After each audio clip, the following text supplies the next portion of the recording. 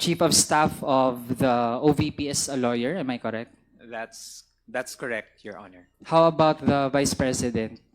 Yes, the Vice President is a lawyer. She is? Hello.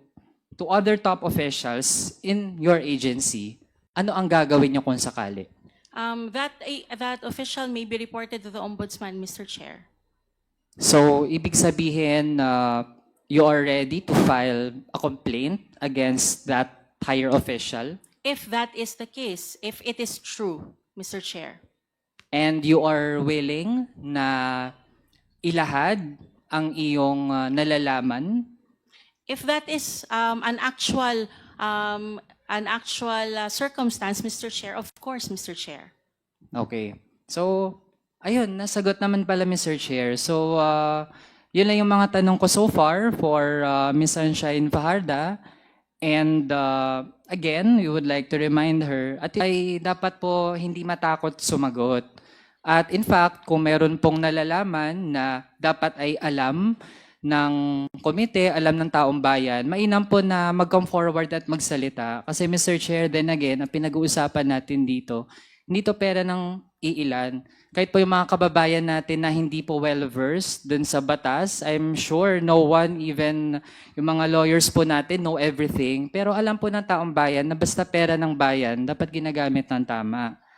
Mr. Chair, next question ko po will be addressed to Mr. Lemuel Ortonio. Mr. Lemuel Ortonio, you're recognized. Thank you, Mr. Chair. Maayong gabi, Your Honor. Mr. Chair, si Mr. Ortonio po ba ay abogado din? No, Your Honor, I'm not a lawyer. Okay, but the Chief of Staff of the OVP is a lawyer, am I correct?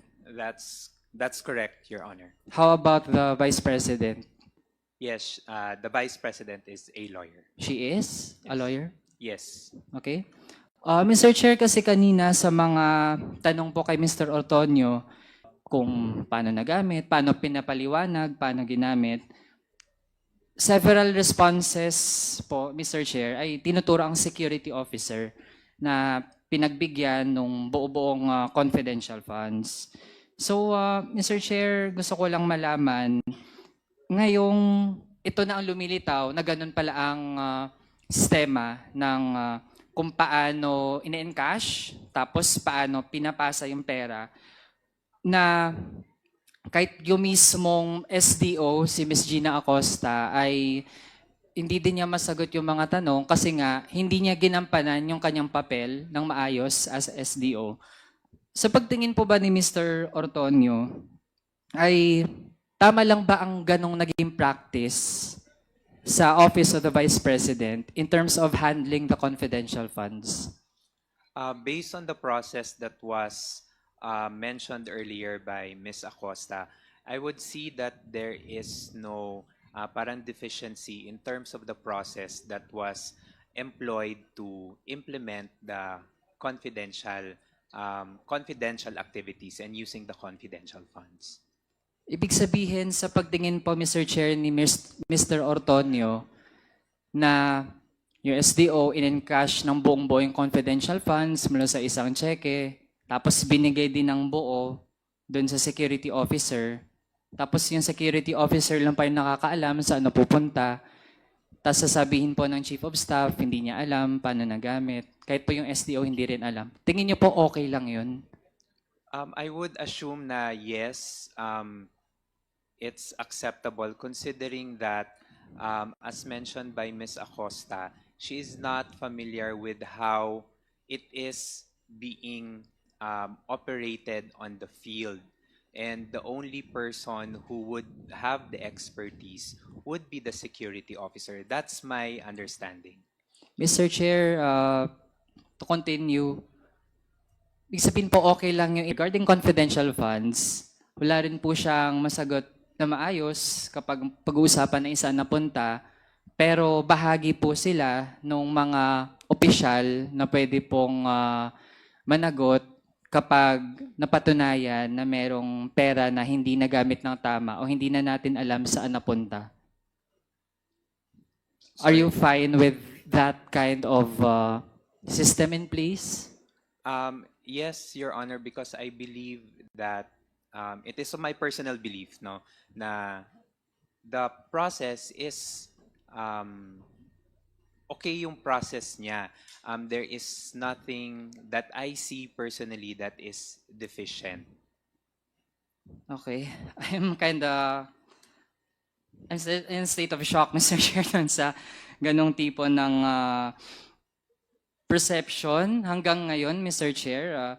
So, kung okay lang pala, dahil nga merong lumitaw na Mary Grace Piatos na pumirma dun sa isang acknowledgement receipt na pinagamitan ng confidential funds ng Office of the Vice President. Again, may I confirm na galing din po kayong Davao? That's correct, Your Honor. Where in particular po sa Davao region? Davao City. Davao Davao City. City.